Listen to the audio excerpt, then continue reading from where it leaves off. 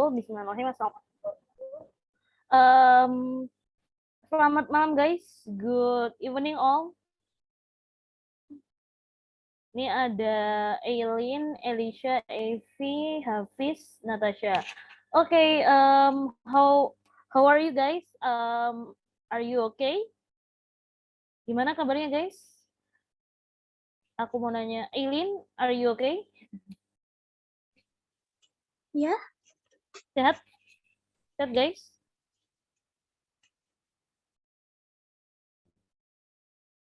Oke, semoga sehat-sehat aja ya. Oke, semoga yang belum lagi nggak sehat pun ya tetap semangat, never give up. Oke, seperti yang kita udah bahas minggu lalu, kita hari ini juga mau lanjutin soal-soal yang udah kita bahas minggu lalu. Jadi ya stay tune. Semoga dari soal-soal ini seenggaknya sedikit membuka ini ya pengetahuan kalian gitu untuk ujian nanti. Oke, aku share screen dulu sekarang kalau gitu. Oke, ini soal lanjutan minggu kemarin ya. Oke, bentar, lagi nge-lag. Coba guys. Sebentar. Oke. Nah, kita kemarin sampai nomor 19. Gak apa-apa ya, kita pelan-pelan. Yang penting kalian paham tujuannya itu. Oke. Ini kita balik lagi ke soal, semoga nggak langsung shock ya. Pemanasan dulu lah ya, kepalanya. Kita hari ini masih ngelanjutin soal yang kemarin. Ini ada teks seperti biasa. Nah, sebelum kita baca teksnya, alangkah baiknya kita ya baca dulu soalnya ya. Ini ada soalnya adalah The Classic Surf Film. Nah, film klasik surfing atau tentang selancar ya, yang berjudul Morning of the Earth. Nah, was made in order to, nah, dibuat dengan tujuan apa tuh? Nah, oke, kita lihat ya sekarang. Ini ada Uluwatu is a place of the southwestern tip of Bukit Peninsula of Bali, Indonesia. Nah, Uluwatu adalah suatu tempat, nah, di southwestern. Nah, ini antara selatan sama barat. Itu apa? Barat daya ya berarti. Di sebelah barat daya dari puncak Bukit Peninsula Bali. Oke. Nah, Indonesia. It is a home of the Puru Luhur Uluwatu Temple. Nah, ini adalah tempat ya dari temple tuh candi atau pura ya. Nah, atau ya sejenis itu lah ya. Nah, the name Uluwatu comes from Ulu. Nah, nama Uluwatu dari kata ulu yang berarti land end. Land end itu berarti ujung pulau atau ya ujung daratan ya. Nah, and watu meaning rock. Nah, yang watu berarti batu. Uluwatu was discovered. Nah, discovered. Nah, as a surfing destination in 1972. Nah, Uluwatu ditemukan atau ya diketahui ya sebagai tujuan destinasi wisata pada 1972. Berarti pertama kali jadi tempat destinasi wisata surfing ya. Surfing itu selancar di 1972. Due to the making of Morning of the Earth. Nah, dikarenakan pembuatan film dari ini judulnya. Pas ada film itu jadi orang-orang tahu oh ada tempat namanya Uluwatu gitu ya. Nah, a 1971 classic surf film by Albi Falzon and David Elvik. Nah, jadi filmnya itu dibuat tahun 1971, terus terkenal di 1972 tempatnya kan ya. Nah, ini filmnya buatan si Albi Falzon sama David Elvik. Nah, the original goal, nah goal itu tujuan ya, tujuan utama atau tujuan asli of the film dari film was to show waves around Kuta, adalah untuk menunjukkan waves itu gelombang ya. Nah, sekitar Kuta. Nah, Uluwatu was found after a few days of shooting around Kuta Beach. Nah, Uluwatu ditemukan setelah beberapa hari syuting di sekitar pantai Kuta. Nah, to get Uluwatu, untuk mencapai Uluwatu, former people, nah orang-orang itu biasanya memerlukan needed to ya, descend, nah a temple, nah melewati temple berarti candinya atau puranya dulu ya, and emerge through the two rocks at the base of cave. Nah, dan apa ya, melintasi ya, melintasi dua batu di base. Base itu berarti di dasar of a cave, goa. Nah, at Uluwatu Beach. Nah, berarti kita melewati pantai Uluwatu. Nah, jadi ini tanpa kita baca paragraf berikutnya sebenarnya udah dapet nih. Tadi ada Morning of the Earth ya, yang dicari tujuannya apa sih, tujuan dari pembuatan film itu ternyata ini ya, to show ya, to show waves around Kuta. Nah, itu dia. Ini jadi kita lihat ada nggak nih di A, B, C, or D. Nah, kalau yang A, discover new surfing destination. Nah, menjelajah atau menemukan tujuan wisata wisata selancar yang baru. Itu yang A.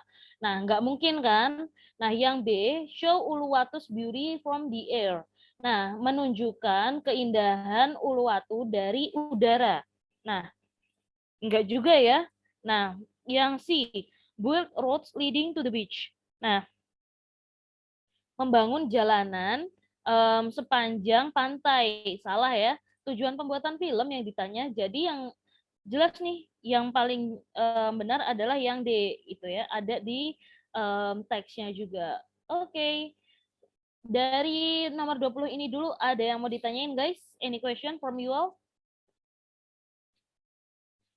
Not yet? Belum ya? Oke, kita lanjut kalau belum ada pertanyaan.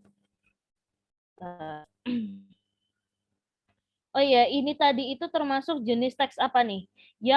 Kan dia itu menceritakan sesuatu yang spesifik tempat gitu ya. Nah, ini adalah contoh teks deskriptif ya. Ini, ini adalah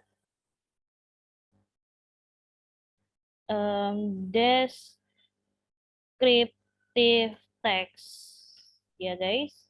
Ini contoh deskriptif teks. Jadi dia itu suatu teks yang menceritakan suatu hal, benda, tempat atau orang secara spesifik. Nah, spesifik itu berarti detail ya, rinci gitu, khusus. Nah, itu deskriptif teks. Oke. Nah, pertanyaan selanjutnya, what is the main idea of the last paragraph? Nah, ide pokok dari paragraf terakhir. Kita lihat paragraf terakhir. Today, Uluwatu is one of the most popular surfing destination in Bali. Nah, hari ini atau sekarang lah ya, sekarang ini Uluwatu adalah one of the most popular surfing destination. Nah, tempat tujuan wisata surfing ya, selancar yang paling terkenal populer yaitu di Bali. Nah, surfers, peselancar from all over the world, nah dari seluruh dunia, come to visit this place. Nah, datang untuk berkunjung ke tempat ini. Uluwatu's beauty, nah keindahan Uluwatu is so incredible. Nah, sangat luar biasa. People can see it in Uluwatu serial footage display in advanced technology video. Jadi orang-orang sekarang udah bisa ngelihat ini ya, melalui kayak dokumentasinya ya, ada dokumenternya gitu, videonya. Semacam itu. Nah, jadi sebenarnya ini lagi ngomongin apa sih ide pokoknya gitu ya. Nah, surfers, kalau yang kita lihat dari yang A ya, surfers come to visit this place. Nah, peselancar datang ke tempat ini. Nah, oke, catatan ya, main idea itu biasanya di depan, kalau nggak di belakang ya. Kalau nggak gabungan depan belakang gitu. Nah, sedangkan kalimat servers come to visit this place itu di tengah dan dia itu belum mewakili semuanya. Nah, jadi main idea, ide pokok itu harus mewakili semua kalimat yang ada di satu paragraf ya. Nah, sedangkan di sini itu dia ya cuman kan belum mewakili ya. Orang-orang datang ke tempat itu karena apa? Karena tempat itu udah terkenal gitu loh. Jadi orang tahu, jadi pengen pengen nyobain ke sana gitu. Jadi yang A ini orang-orang datang ke tempat Uluwatu itu belum mewakili kalimat di paragraf ini ya. Oke, jadi A salah. Next, yang B, the advancement in video technology is important. Nah, kecanggihan dari teknologi video sangat penting. Loh, kita nggak cuma ngomongin teknologi videonya ya, tapi di sini, tapi ini ya Uluwatu yang terkenal ini tadi gitu loh. So ini kurang tepat yang B juga. Coba kalau yang C, the incredible aerial footage display Uluwatu's beauty. Nah, ini beauty ya harusnya, beauty. Oke. Nah, ini juga kurang tepat karena juga belum mewakili ya. Orang-orang bisa tahu populer ya, maksudnya orang-orang bisa ngelihat ini ya karena ini tadi populer dulu, orang datang ke sini dulu gitu. Baru bisa ngelihat videonya. So, yang C juga kurang tepat. Nah, yang paling tepat itu ini ya, yang di Uluwatu is one of the most popular surfing destination in Bali. So, ini adalah main idea-nya. Seperti itu guys. Jadi catatan ya buat kalian, ide pokok itu biasanya kalau nggak di depan, ya di belakang gitu. Kalau nggak depan belakang, gabungan dua-duanya. Oke, next. Number 22. Nah, ini ada kalimat kita suruh ngelengkapin nih. People from all over the world will surf at Uluwatu Beach. Nah, bla bla bla, it's incredible beauty. Nah, orang-orang dari seluruh dunia akan berselancar di pantai Uluwatu titik-titik keindahannya yang luar biasa. Kira-kira apakah yang A? Nih ya, dengerin kalimatnya baik-baik. Yang A itu dikarenakan, kalau yang B itu walaupun, kalau yang C itu kan dan, yang D itu tetapi. Nah, dengerin kalimatnya baik-baik. Yang lebih cocok yang mana? Orang-orang dari seluruh dunia akan berselancar di Pantai Uluwatu dikarenakan keindahannya yang luar biasa. Itu yang A ya. Nah, atau yang B nih. Orang-orang dari seluruh dunia akan berselancar di Pantai Uluwatu walaupun keindahannya luar biasa. Nah, itu yang kedua. Yang ketiga nih, yang C. Orang-orang dari seluruh dunia akan berselancar di Pantai Uluwatu dan keindahannya yang luar biasa. Atau yang D. Orang-orang dari seluruh dunia akan berselancar di Pantai Uluwatu, tetapi keindahannya luar biasa. Nah, kira-kira yang lebih cocok yang mana?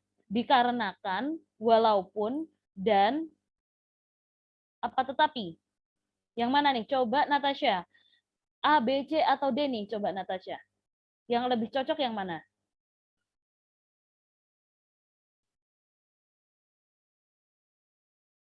Halo Natasha? Are you there?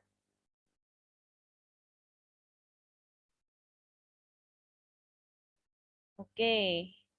No respon. Oke. Okay. Oke, jadi yang lebih tepat nih ya, nggak mungkin nih, kalau although itu kan walaupun. Walaupun itu biasanya kita menghubungkan dua kalimat yang bertolak belakang. Misalnya, aku selalu bangun kesiangan walaupun tidur tepat waktu. Nah, berarti itu kan harusnya kalau ini ya tidur tepat waktu harusnya bangunnya juga tepat waktu, nggak kesiangan. Nah, tetapi dihubungin nih yang satu kesiangan, yang satu tepat waktu, dihubungin pakai kata walaupun, itu masih nyambung. Nah, kalau dan itu biasanya ya setara, tapi nggak buat ini juga. Coba people from nggak mungkin diterusin pakai dan ya, dan keindahan alamnya nggak mungkin ya. Nah, but itu juga biasanya menghubungkan dua kalimat yang bertolak belakang, berbeda gitu ya. Misalnya dia itu baik tetapi cerewet. Nah, berarti kan bertolak belakang ya. Nah, so jawaban yang paling tepat adalah because of ya. Gitu. Oke. Sampai sini dulu ada yang mau ditanyain from number 20 to 22. Any question from you all? Belum ya? Oke, aku next kalau gitu. Nah, seperti biasa ini kita ketemu teks lagi. Nah, ini bentar ya, ini salah tipe. Nah, oke. Ini ada teks. Nah, seperti biasa sebelum kita baca teksnya, kita baca dulu soalnya. What is the topic of the text? Nah, ini lagi ngomongin apa sih teksnya? Oke, kita lihat. Ini tentang apa? Sri Sultan Hamengkubuwono IX atau yang ke-9 was born in Ngasem. Nah, lahir di Ngasem, Yogyakarta, 12 April 1912. Under the name of Raden Mas Bendoro Jatun. Bendoro Doro Jatun. Nah, itu nama pas lahirnya gitu ya. He was the Sultan of Yogyakarta, Sultanate. Nah, beliau adalah Sultan dari Kesultanan Yogyakarta dari 1940 sampai 1988. Wow, lama banget ya. Nah, he was recorded as the longest serving governor in Indonesia between 1945 to 1988. Jadi dari 1945 sampai 1988 masa jabatannya. Oke. Nah,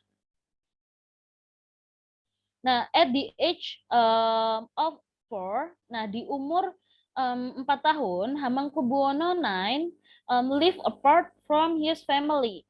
Nah, beliau itu tinggal jauh dari keluarganya. Nah, he obtained his primary education. Nah, dia itu menjalani SD ya. SD-nya itu di Jogja.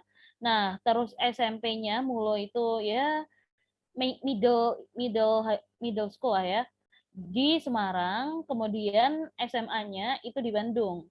Nah, in the 1930s, nah 1930, he enrolled at Rich University, nah atau Universitas Leiden di Belanda. Dutch itu Belanda ya. Nah, Hamengkubuwono IX was crowned as the Sultan of Yogyakarta on March 18, 1940. Nah, jadi beliau itu diangkat jadi Sultan 18 Maret 1940. Nah, he was the Sultan who opposed Dutch colonialism. Nah, beliau adalah Sultan yang oppose tuh menentang ya, menentang kolonialisme itu tahulah ya, penjajahan Belanda. Nah, dan mempromosikan kemerdekaan, independence itu kemerdekaan Indonesia.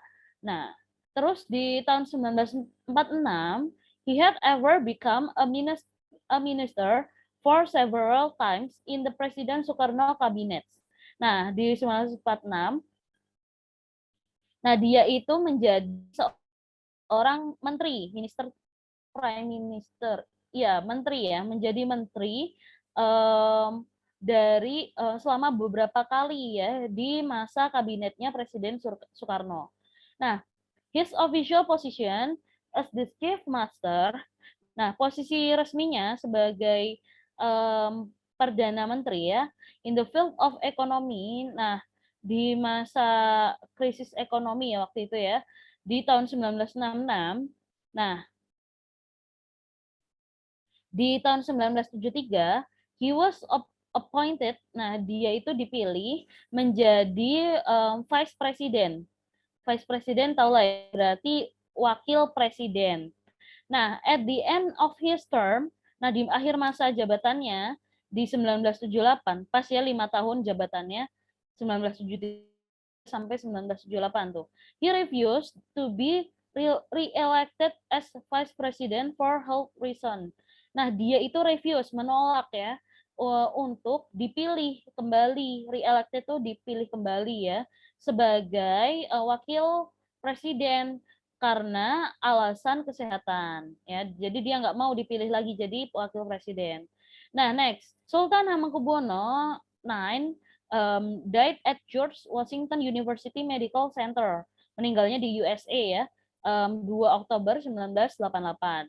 He was buried, nah dia dikuburkan atau dimakamkan in the Mataram Sultanate Cemetery. Nah, di ini ya, di pemakaman pokoknya di pemakaman Sultan Mataram ya.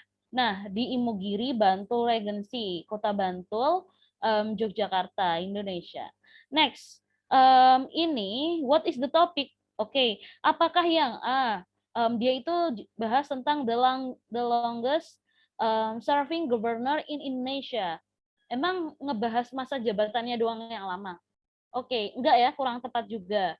Nah, yang B sekarang, The Life of Sri Sultan Hamengkubuwono IX. Nah, kehidupan dari Sri Sultan Hamengkubuwono IX. Bisa jadi kita lihat dulu jawaban yang berikutnya, mana yang lebih tepat ya. Oke, yang C, The Birth of Raden Mas Bendoro Jatun. Lo emang bahas kelahirannya doang? Enggak ya, enggak cuma bahas kelahirannya, tapi bahas pendidikan, terus perjuangan karirnya, terus juga bahas tentang ini meninggalnya di mana. Oke, next yang D. Apakah ya berarti yang C salah ya tadi, yang D sekarang. The education and career of Hamengkubuwono IX. Apakah cuma bahas pendidikan sama karirnya aja? Ternyata enggak, bahas juga pas beliau lahir, kehidupan keluarganya ya kan. Terus dibahas juga meninggalnya di mana. Jadi kalau bahas pendidikan sama karirnya doang kurang tepat ya. Jadi yang lebih tepat adalah ini ya, The Life of Sri Sultan Hamengkubuwono IX. Begitu guys. So the answer is B. Oke, sampai sini dulu. Ada yang mau ditanyain guys? Any question from you all? Ada pertanyaan? Oke, sepertinya belum. Oke, kita lanjut kalau gitu. Next question. From the text, we know that Hamengkubuwono IX, nah dari teks kita tahu bahwa Hamengkubuwono IX itu yang A, passed away and buried in USA. Nah, meninggal dan dikuburkan di Amerika. Meninggalnya benar ya di Amerika, tapi dikuburinnya mah di Bantul ya. So yang A salah. Next. Nah, yang B, live apart from his family before the age of war. Nah, tinggal jauh dari keluarga sebelum 4 tahun. Nah, itu salah juga. Karena dia itu tinggal jauh dari keluarga pas udah 4 tahun. Ya kan, pas udah berarti bukan sebelum. Kalau sebelum 4 tahun mah masih balita, masih kecil banget ya. Jadi salah yang B. Oke, next. Sekarang. Was not willing to be chosen as vice president for second time. Nah, tidak mau untuk dipilih menjadi wakil presiden untuk kedua kalinya. Bisa jadi tadi sih diomongin ya. Oke, kita lihat yang D. Was crowned as the Sultan after he became the vice president of Indonesia. Nah, apa ya, diangkat, was crowned itu, crown itu kan mahkota ya. Berarti orang yang diangkat lah ya, dikasih mahkota, maksudnya dapat jabatan itu gitu ya, sebagai sultan setelah dia itu menjadi wakil presiden. Waduh, padahal kan dia jadi sultan dulu baru jadi wakil presiden, bukan jadi wakil presiden dulu baru jadi sultan. Salah ya, kebalik ini. Oke, jadi yang paling benar adalah yang C. Dia itu nggak mau dipilih menjadi wakil presiden untuk kedua kalinya. Pertama kan udah, terus mau dipilih lagi, nggak mau dia karena alasan kesehatan tadi. Oke, next, number 25. Nah, what did Hamengkubuwono IX do after finishing his study from AMS in Bandung?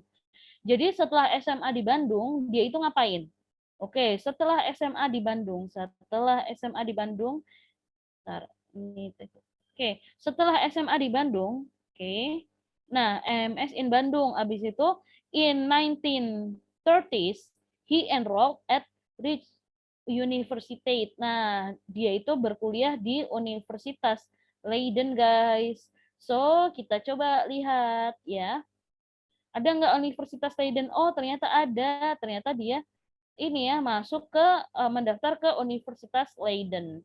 So, jawabannya adalah yang A, paling tepat ya. Oke. Next, number 26. Nah, ini. Sebentar. Oke, ada yang tipu. Nah, in 1973, he was appointed as vice president. Ini dari paragraf 3 ya. The underlined word, nah, is closest meaning to, nah, appointed tuh dipilih ya. Nah, tadi sebenarnya itu juga ada tuh kalimat-kalimat yang dipilih gitu ya. Dipilih gitu ya. Dipilih, mana sih? Appointed. Sebentar, tadi mana ya? Oke. Appoint. Nah, ini ya, appointed ya. Nah, appointed tuh kan dipilih ya. Nah, dan di kalimat sesudahnya sebenarnya juga ada diulang tuh. At the end of his term in 1973, he refused to be re-elected. Dipilih kembali. Nah, berarti kata elect ya, election itu pemilihan ya. So, oke. Nah, ini ya, appointed berarti lebih mendekati ke elected, sama-sama dipilih gitu. Nah, kalau educated tuh artinya dididik. Kalau attended itu dihadiri, serve itu disajikan. So, yang paling tepat adalah yang D ya. Gitu, guys. Oke.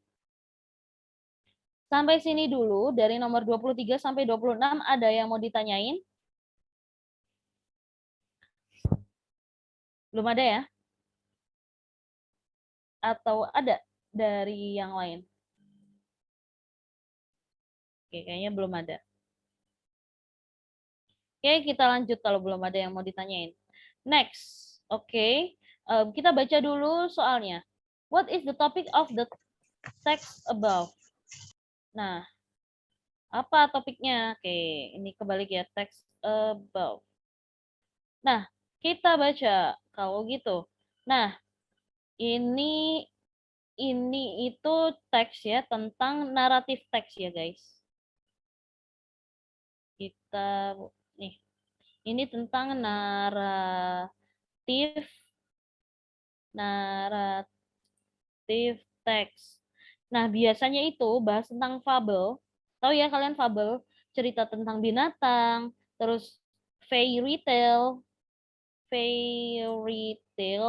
dongeng, atau cerita rakyat, folklore, folklore, terus atau folktale ya. Folktale, terus banyak lah ya, sejarah, legend, legenda ya. Terus myth, cerita tentang hantu-hantu. Nah, pokoknya yang serem-serem. Nah, pokoknya tentang cerita-cerita begituan ya. Nah, itu oke. Nah, oke, ini biasanya pakai verb 2 ya. Teksnya itu kebanyakan pakai verb 2. Oke, karena itu ya kita menceritakan kembali yang sudah terjadi gitu. Oke, next. Ini kita baca. It was a very hot day. Ini adalah hari yang sangat panas. A couple of deer went to a river to drink. Nah, sepasang deer itu rusa atau kijang ya. Nah, pergi ke river, sungai untuk minum. They were husband and wife. Ternyata sepasang suami istri, guys. Oke. Nah, after arriving at the lake, nah, setelah sampai di lake, wah, ini danau. Dari sungai kok tiba-tiba jadi danau ya. Aneh sih ini kalimatnya.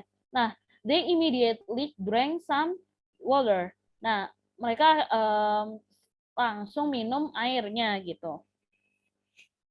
Nah, suddenly the wife saw an animal coming. Nah, tiba-tiba istrinya itu melihat seekor hewan datang. Nah, ternyata itu adalah dog, seekor anjing. Nah, the dog had beautiful horns. Ternyata anjingnya punya tanduk yang cantik, yang indah. the wife admired. Nah, istrinya itu kagum sama si tanduk si anjing tadi ya. And it made her husband jealous dan membuat suaminya itu ini ya cemburu gitu. Nah, he got an idea to steal the horns. Nah, dia itu berarti si suaminya tadi. Nah, punya ide untuk mencuri si tanduknya tadi. Then the snake approach the dog. Nah, akhirnya si suami rusa atau si jantan tadi, pejantan tadi itu nyamperin atau mendekati si anjing tadi. Nah, he asks the dog to have a running match. Dia menyuruh ya, meminta si anjing tadi untuk melakukan lomba lari. Nah, the dog agree. Nah, si anjingnya tadi setuju. After that, the running match began. Nah, setelah itu lomba lari dimulai. Nah, the stag won. Akhirnya si suami rusa tadi menang. Nah, then he tried to cheer the dog up. Nah, kemudian dia mencoba menyoraki si anjing ya. Nah, oke. Okay. Well, don't be sad. Jangan sedih. You cannot run fast because silau banget. Nah, mana sih tadi? Because you have your horns on your head. Nah, kamu tidak bisa lari cepat karena kamu punya tanduk di kepala. Nah, what if you let me wear the horns? Gimana kalau kamu izinkan aku memakai tanduk? Ask the stag. Nah, tanya si itu tadi, rusa tadi. Nah, okay, but please wear the horns carefully. Nah, oke, tapi tolong pakai tanduknya hati-hati. I don't want them to be broken. Aku tidak ingin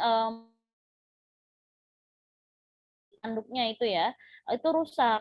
Nah, don't worry, I'll be very careful. Tidak perlu cemas, jangan khawatir. Aku akan sangat hati-hati.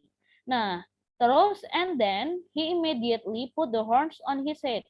Nah, tiba-tiba dan kemudian dia secara langsung memakai tanduk itu ke kepalanya.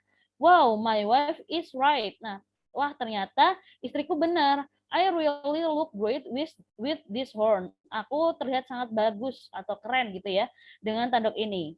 Nah, then they started the running match again. Nah, kemudian mereka memulai lari lagi.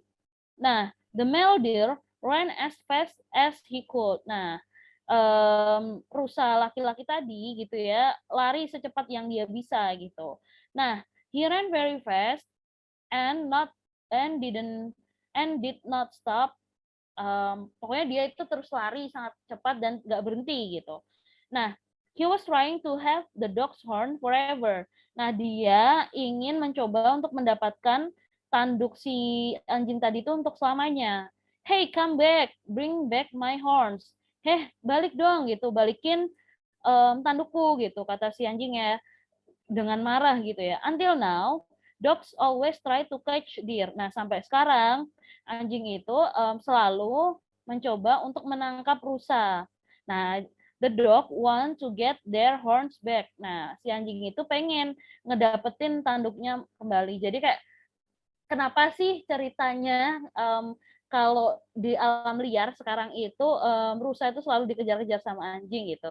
Jadi ini kayak dongengnya gitu loh, gitu. Oke, so the topic itu tentang apa kira-kira?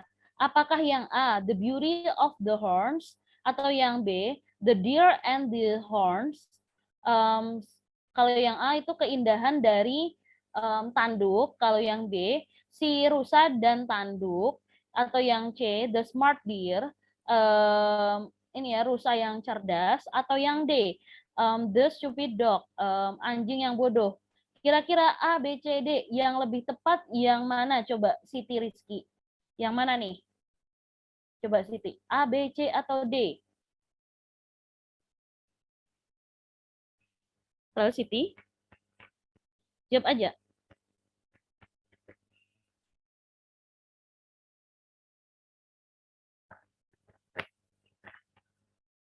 Oke.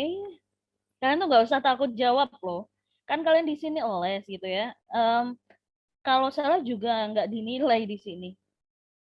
Oke, so the answer yang paling tepat adalah nggak mungkin ya stupid dog. Ini tuh ngebahas dua-duanya sebenarnya, ngebahas dog sama deer-nya. So, tapi yang paling tepat di sini adalah the deer and the horns. Nah, si rusa dan tanduk itu tadi gitu ya.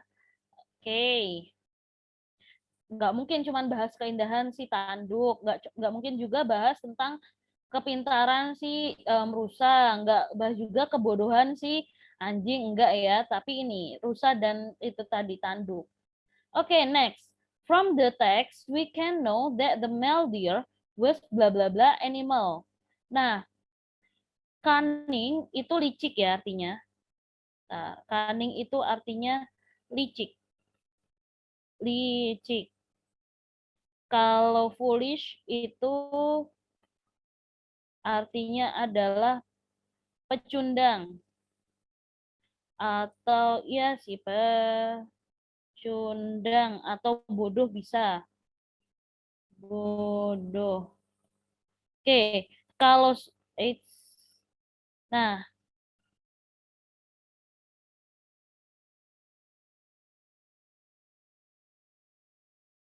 kalau smart ya jelas ya pintar. Wise itu bijak ya. Wise, bijak. So, yang paling tepat kira-kira mana? Si rusa cowok tadi, licik, pecundang, pintar, atau bijak kira-kira? Yang paling tepat yang mana, guys? Coba Aileen. Apa, Lin?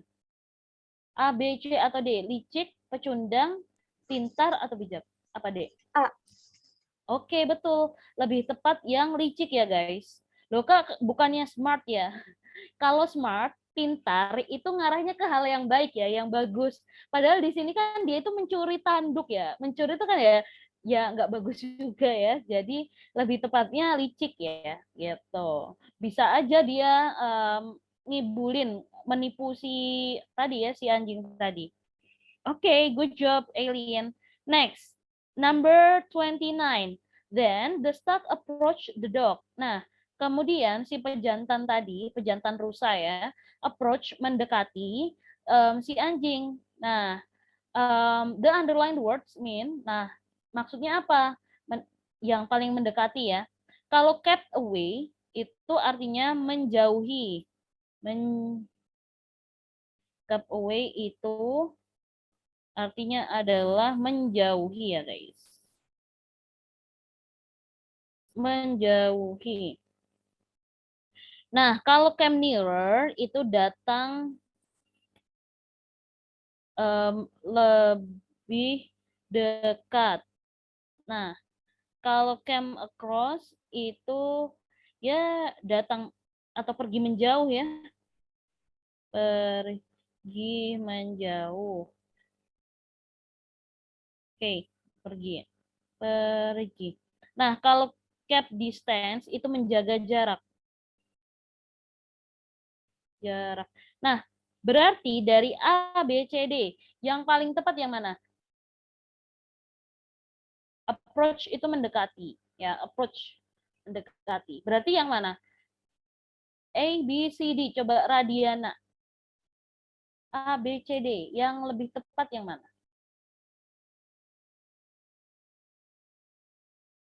Ya, oke. Kacang telur Garuda. Nah, jawabannya adalah yang A ya. Came nearer. Datang mendekat ya, guys. Gitu.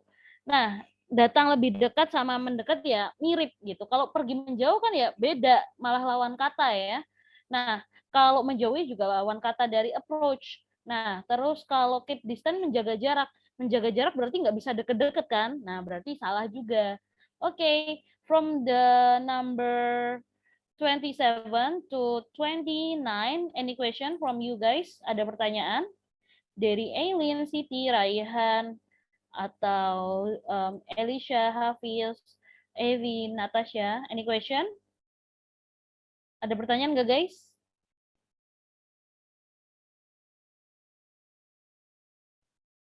Oke, kayaknya belum ada ya. Kalau nggak ngerti langsung tanyain aja. Oke, next ya. Ini, wow, ada soal panjang ya, teks panjang. Tapi sebelum pusing-pusing, kita baca dulu aja soalnya. What is the communicative purpose of writing the text? Nah, apa tujuan dari teks yang ditulis di atas ini? Oke, nah kita bacalah teksnya ya. Nah, ini ada tentang Marie Curie. Marie Curie. Jadi kalau Marie Curie ini orangnya terkenal banget di fisika sama kimia. Kebetulan kan jurusan aku fisika nih, terkenal nih dia. Nah, Marie Curie was born in Warsaw. Nah, Marie Curie itu lahir di Warsaw, Poland on 7 November 1897. She was a physicist. Nah, dia adalah seorang fisikawan and chemist dan kimiawan. Ahli fisika, ahli kimia. Wih, keren kan dia. Nah, padahal dia cewek nih. Who conducted? Nah, yang memulai ya pioneering mempelopori research penelitian tentang radioaktivitas. Nah, she was the first woman to win a Nobel Prize. Dia adalah wanita pertama yang dapat hadiah Nobel. Wah, keren ya. Nah, she was the first person, dia adalah orang pertama juga, dan and the only one, nah, dan satu-satunya perempuan to win the Nobel Prize twice. Dan satu-satunya perempuan yang menang hadiah Nobel 2 kali. Nah, okay, and was the only person to win the Nobel Prize in two different scientific fields, dan menang Nobel Prize, hadiah Nobel 2 kali di bidang yang berbeda. Wah, oke, lanjut kita baca. She was also the first woman to become a professor at University of Paris. Dia adalah wanita pertama yang menjadi profesor di Universitas Paris tuh.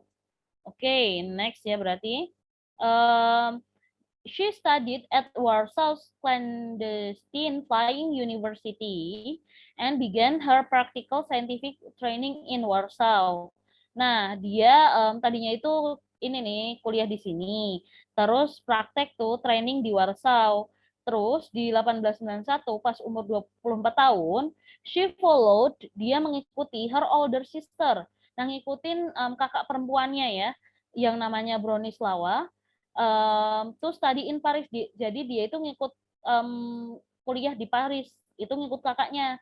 Where she earned, di mana dia itu meraih atau mencapai her higher degrees. Jadi apa ya? Kayak tingkat yang paling tinggi gitu ya. S3 lah, bisa dibilang S3-nya gitu. Kan kuliah kan ada S1, S2, S3. Nah, dia berarti S3-nya ini. And conducted her subsequent scientific work. Nah, dan dia itu pokoknya menyelesaikan pekerjaan sainsnya. Nah, she shared the 19th entry. Nah, dia itu membagi hadiah Nobel Prize-nya, hadiah Nobelnya di tahun 1903 itu di bidang fisika ya. Yang 1903 di bidang fisika itu dengan suaminya, si Pierre Curie. Pierre Curie ya. Nah, itu suaminya ya. Jadi dia dapat nama Curie itu dari nama suaminya. Nah, and physicist dan seorang fisikawan yang namanya Henry Becquerel. Nah, jadi penelitiannya dia itu bareng sama Becquerel sama suaminya.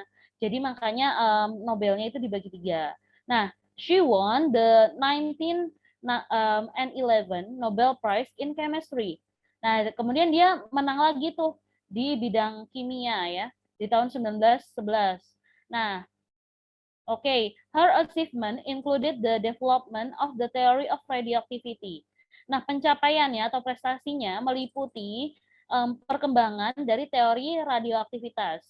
Nah, teknik untuk isolasi, isotop radioaktif. Nah, dan menemukan 2 elemen dari polonium dan radium. Wih, keren ya. Dia nemuin apa ya? Kan kalian kalau SMP juga udah belajar atom ya. Kan belajar atom oksigen, bla bla bla. Nah, ini atom yang dia temuin atau unsur yang dia temuin namanya polonium sama radium.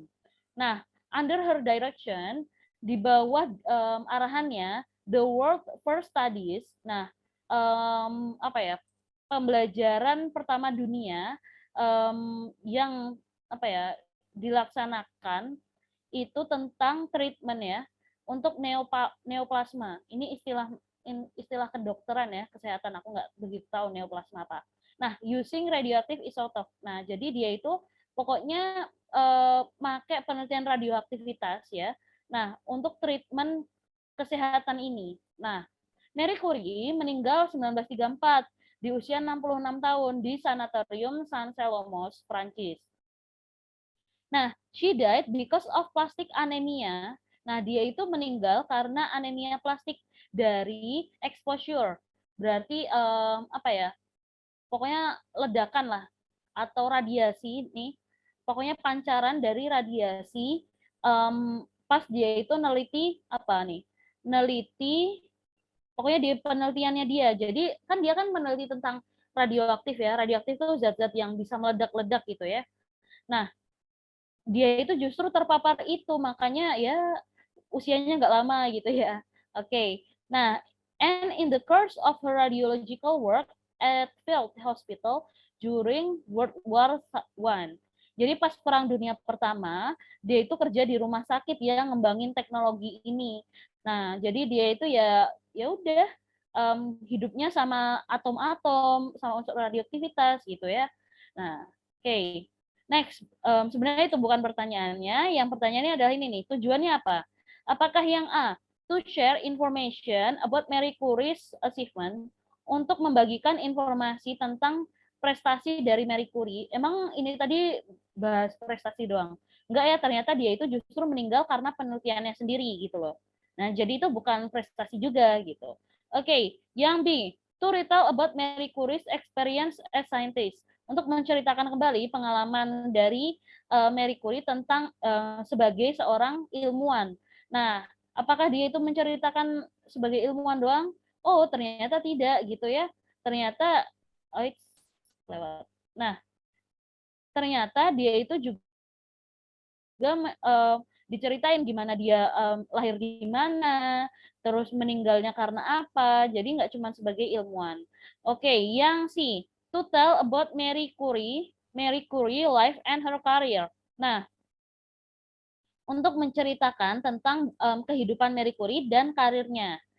Bisa jadi ya, tadi ini kan kehidupan itu berarti mencakup semuanya ya. Terus ini juga diceritain karir. Benar sih. Tapi kita lihat yang D-nya. Mungkin juga enggak. To inform how Marie Curie got Nobel Prize. Nah, untuk menginformasikan bagaimana si Marie Curie itu dapat hadiah Nobel. Emang di sini nyeritain hadiah Nobel doang? Enggak ya, tapi kehidupan dia gimana, karirnya dia gimana, meninggalnya dia gimana. So, yang paling tepat adalah yang C, guys. Oke. Okay. Next. Kita lanjut. Nih, from the text, we know that Marie Curie had bla bla bla achievement. Nah, dari teks kita tahu bahwa Marie Curie itu punya penghargaan yang gimana nih? Yang A, penghargaan yang great, keren, great itu keren, and uncommon, uncommon itu tidak biasa, ya. Oke, atau yang B, biasa aja. Common itu berarti umum ya. Umum berarti semua orang bisa dapat gitu. Nah, apakah itu atau yang dan interesting? Nah, penghargaan mah pasti menarik ya. Tapi emang semua orang bisa dapat? Enggak kan? Jadi yang B ini jelas salah. Enggak semua orang umum itu dapat. Apa yang C? Kita lihat. Usual and conventional. Usual itu biasa. Emang dapat Nobel Prize itu biasa ya guys? Kan susah ya. Apalagi dia perempuan pertama yang dapat Nobel Prize. So, salah ya yang C, usual tuh. Oke, yang D, ordinary and simple. Ordinary itu tidak biasa, dan simple, sederhana. Emang penghargaan tadi sederhana? Enggak ya, prosesnya kan lama ya. Sampai dia itu neliti bertahun-tahun, sampai dia aja dapat kena pancaran apa ya, jadi korban penelitiannya sendiri gitu kan ya. Jadi yang D juga salah. So yang paling tepat adalah yang A guys. Great and common, keren dan tidak biasa. Tidak biasa tidak umum ya. Karena nggak semua orang bisa dapat itu, nggak bisa dapat Nobel Prize ya. Yang cowok pun orang umum bisa dapat Nobel Prize itu susah, apalagi cewek gitu ya. Jadi langka gitu, so uncommon gitu. Okay, next number 32. What did Marie Curie do when she was 24? Nah, apa yang Marie Curie lakukan ketika umurnya itu 24? Nah, pas 24 kita lihat di teks tadi ada ya. Nah, di 1891 umur 24, she followed her older sister, nah, to study in Paris. Nah, jadi dia itu ngikutin kakaknya kuliah di Paris ya. Kita kita tandain lah ini ya. Buat jawaban kita. Nah, di usia 24 tuh dia ngikut kakaknya ke Paris. Berarti kayak dia itu lulus S1 gitu lah ya, lulus S1 atau S2 nggak tahu ya ini. Dia itu terus lanjut kuliah lagi ke Paris gitu guys. So, jawabannya yang paling tepat adalah ini ya. Followed her older, oh no. Ini ya. He studied in Paris and got higher degrees ya. Jadi Kak, kenapa bukan yang A? Kak, kenapa nggak follow her older sister to do research? Karena dia ke Paris itu bukan buat penelitian, tapi buat belajar, buat kuliah ya. Gitu, guys. Gitu. Oke, yang nomor 33 sekarang. Nah, bla bla bla, where she earned her higher degrees.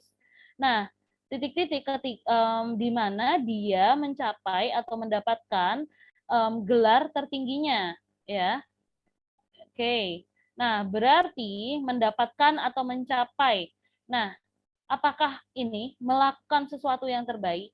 Atau yang D, mencapai hasil yang terbaik? Atau yang D, struggle. Struggle tuh berjuang mati-matian, kayak kerja keras banget ya. Nah, atau yang D, got something that someone deserve. Mendapatkan sesuatu yang orang lain layak mendapatkan. Nah, berarti tuh kayak apa ya? Kayak mencuri haknya orang lain gitu. Jadi nggak tepat ya yang D, yang C juga nggak tepat gitu ya. Karena kan dia mendapatkan ini ya gelar tertinggi. Nah, berarti yang lebih tepat adalah yang ini, achieve. Achieve sama earn itu lebih mendekati ya. Gitu, guys. Oke. Okay. Sampai sini dulu ada yang mau ditanyain dari nomor 31 sampai 33, guys. Any question? Not yet? Oke. Okay. Kalau belum ada pertanyaan, kita lanjut dulu ke satu teks aja ya. Nih, nih, ini tentang Jaka Tarub ya. Kalian kalau udah tahu cerita tentang Jaka Tarub sama Nawang Wulan, yaitu yang si Jaka Tarub itu nyuri selendang Nawang Wulan. Nawang Wulan itu bidadari, ya kan, yang turun dari kahyangan, pokoknya. Nah, terus dia itu lagi mandi sama bidadari yang lain, tapi selendangnya dicuri, gitu ya. Nah, oke. Oke, sebentar ya. Nah, so ini kita bahas dikit aja ya. Nah, why couldn't Nawang Wulan fly back to the sky? Nah, di sini kita cari baca aja ya. Long ago in East Java di Jawa Timur, there lived a handsome young man. Hiduplah seorang pria yang tampan namanya Jaka Tarub. He wanted to have a very beautiful wife. Nah, dia ingin mendapatkan istri yang cantik. Suatu hari Jaka Tarub pergi ke hutan untuk mengumpulkan kayu. Nah, tiba-tiba dia mendengar suara berisik dari air terjun. Nah, pelan-pelan Jaka Tarub pergi ke sana gitu, jalan ke sana. When he arrived, ketika dia sampai di sana, nah, he saw 7 beautiful angels. Angels ya, 7 bidadari yang cantik sedang mandi. Nah, he was taking a mess. Dia itu kagum dengan kecantikan mereka. Then he stole, dia mencuri dan menyembunyikan shawl, selendang bidadari. Salah satunya ya. Nah, after the angel were finished, nah setelah si bidadari udah selesai mandi, they wore, nah mereka memakai selendang mereka dan pergi ke kayangan lagi. Tapi ternyata ada satu bidadari, si Nawulan, could not fly back to the sky, nggak bisa balik lagi. Nah, she cried, then Jaka Tarub approach her gitu, mendekatinya dan mengajaknya pergi ke rumahnya. Nah, later they got married. Nah, mereka menikah dan mempunyai seorang bayi perempuan. Pokoknya punya anak bareng gitu. Nah, next di sini berarti why couldn't Nawang Wulan fly back to the sky? Nah, jadi bukan karena her sister left her alone, enggak ya? Enggak karena ditinggal saudaranya, bukan, tapi karena si Jaka Tarub nyembunyiin si selendangnya itu gitu guys. Next. Oke. Nah, ini ada menyusun kalimat ya. Oke. Nah, ini selalu diawali angka 3 nih ternyata. Ya udah, berarti kita mulai dari angka 3 yaitu while. While, nah, habis 3 1 nih. Apa 6? Kita lihat kalau 3 1 ya. While the angels, masih nyambung. Habis 3 1 2 atau 4? Nah, kita lihat selama angels bidadari 4 were habis 2 dulu ya. While the angels stole. Nah, ketika si angel, si ini ya bidadari itu mencuri. Padahal yang mencuri bukan bidadari, tapi si Jaka Tarub. Berarti yang A jelas salah. Kita lihat yang B. Habis 3 1 4 ya. While the angels were, nah bisa were bathing, sedang mandi, bisa. Nah, terus 5 in waterfall, benar. Oke. Terus 6 Jaka Tarub, terus 2 stole. Oke, terus 7 one shawl. Bisa ya? Nyambung ya. Jadi ketika si bidadari sedang mandi di air terjun, nah si Jaka Tarub itu mencuri salah satu si selendang tadi. Oke, bisa jadi. Nah, B kita tahan. Yang C atau D sekarang kita lihat. Habis 3 6. Nah, while Jaka Tarub, nah selama Jaka Tarub habis 6 2 nih. 4 atau 2. While Jaka Tarub, 4 dulu deh. While Jaka Tarub were 3 4 were stole. Nah, salah ya bentuk kalimatnya. Habis were itu kan verb 2. Nah, terus kok stole? Stole juga verb 2. Jadi nggak cocok verb 2 ketemu verb 2. Jadi yang C salah. Oke, next. Kita lihat yang D, 3, 6, 2. Nah, 3, 6, 2. While Jaka Tarub stole, ketika Jaka Tarub mencuri, 7, 1, 7, 1, terus 9, shawl. Nah, ketika mencuri satu selendang, terus the angels, terus 4 were bathing in the waterfall. Nah, antara B dan D kan? Ya. Nah, tapi ya guys, kalau habis kata while, sementara, selama, itu berarti durasinya lebih lama dulu. Nah, kira-kira Jaka Tarub mencuri sama si bidadari mandi, mana yang lebih lama? Ya bidadari yang mandi kan yang lebih lama. So, jadi jawabannya itu ketika sementara si bidadari sedang mandi, Jaka Tarub itu mencuri. Bentuk kalimatnya yang benar kayak gitu. Jadi jawabannya adalah yang B, guys. Oke, satu soal lagi. Next. Nah, ini. Jadi, ini pelajaran ya. Pelajaran yang bisa dipetik dari cerita itu apa? Nah, tadi kita belum selesai ya bacanya. Nih, one day Nawang Wulan was cooking. She asked Jaka Tarub not to open the pan. Nah, suatu hari si Nawang Wulan lagi masak, terus nyuruh Jaka Tarub jangan buka tutupnya ketika dia keluar. Ketika si Nawang Wulan keluar. Tapi si Jaka Tarub was really curious, sangat penasaran. He opened the pan lid. Nah, dia itu akhirnya buka panci. Nah, he saw only one grain. Ternyata cuma ada sebutir beras gitu dimasak. Nah, pas ketika Nawang Wulan got home, pulang, nah she knew that Jaka Tarub. Nah, jadi dia tahu bahwa Jaka Tarub udah ngebuka tutupnya. Nah, dia marah. She was angry because she already lost her magic in cooking. Karena hampir aja dia kehilangan kekuatan goib ya, kekuatan ajaib pas masak gitu ya. Now she had to take a big portion to rice. Nah, jadi sekarang dia harus ngambil nasi beras yang banyak buat dimasak.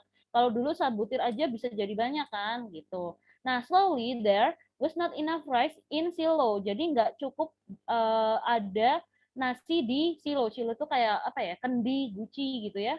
Nah, when Nawang Wulan wanted to take the last portion of rice, jadi pas mau bikin terakhir nasi terakhir, ternyata kan udah mentok ya, kayak di kendinya udah habis gitu. Nah, ternyata di situ kesimpan tuh si selendangnya, ketemu selendangnya. Nah, Jaka Tarub ternyata nyembunyiin selendangnya itu di silo tadi. Nah, akhirnya si Nawang Wulan kan seneng tuh. Nah, akhirnya I will go home now. Aku akan pulang sekarang. Nah, take care, jaga our daughter, anak kita. Nah, when there is a full moon, nah ketika ada ini ya, bulan purnama, take her out, bawa dia keluar rumah dan aku akan datang. Nah, jadi jadi dia pamitan lah. Nah, terus Nawang Wulan then flew to the sky. Jadi Nawang Wulan pergi ke kayangan lagi. Jaka Tarub sangat sedih. Nah, and to keep the promise, jadi untuk menjaga janjinya, menepati janji, si Jaka Tarub selalu membawa anaknya itu keluar rumah gitu. When there was a full moon, ketika bulan purnama. Tapi Nawang Wulan ternyata nggak pernah balik lagi gitu. Nah, jadi pelajaran apa guys yang bisa kita petik dari sini? Nah, yang A, honesty, kejujuran, will always selalu menang dalam perlombaan. Yang B, we should not steal other belongings. Kita tidak boleh mencuri barang milik orang lain. Atau yang C, bad behavior will have bad effect. Nah, kebiasaan yang buruk atau perilaku ya, behavior itu perilaku yang buruk akan menghasilkan akibat yang buruk. Atau yang D, true love will end in happiness. Cinta sejati akan berakhir bahagia. Oke, kita lihat dari yang A. Nah, sebenarnya ini bahas kejujuran, tapi ini bukan di perlombaan ya. Jadi bukan yang A. Yang B, we should not steal other belongings. Kita tidak boleh mencuri barang orang lain, kurang tepat juga. Nah, kalau yang D, ini yang C ya yang lebih tepat. Karena ini perilaku buruk. Perilaku buruk tadi apa? Dia mencuri ya. Nah, itu berakibat buruk gitu ya untuk selanjutnya. Kak, kenapa yang D salah? Kan akhirnya sedih ya, bukan bahagia. Jadi yang D jelas salah guys, gitu. Oke, dari sini ada yang mau ditanyain? Any question from you all? Any question? Oke, nggak ada. Kalau nggak ada, ya udah. Semoga ngerti beneran. Oke, kalau nggak ada, aku stop share. Kak Mela mau ini ya, mau SS?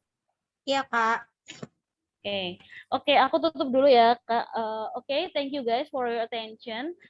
Silahkan dipelajari lagi materinya, perbanyak latihan soalnya. Jadi kalian terbiasa ngerjain soal sama baca. Jadi perbanyak kosakata bahasa Inggris yang kalian dapat. Terus apa ya? Tetap semangat. Ujian sebentar lagi. Jaga kesehatan baik-baik. Makasih buat perhatiannya. Mohon maaf kalau ada salah kata dan perbuatan. Kalau ada lebihnya boleh dipuji-puji. Aku tutup. Wassalamualaikum warahmatullahi wabarakatuh. Good evening all. Thank you. Terima kasih, Kak.